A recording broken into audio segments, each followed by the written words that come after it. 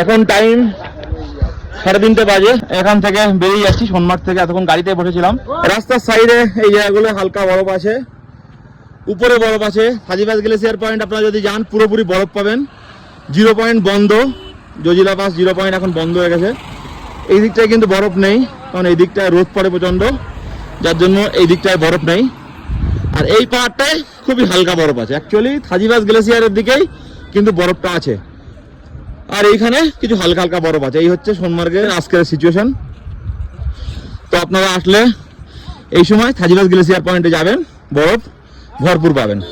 আর 0 point বন্ধ আছে।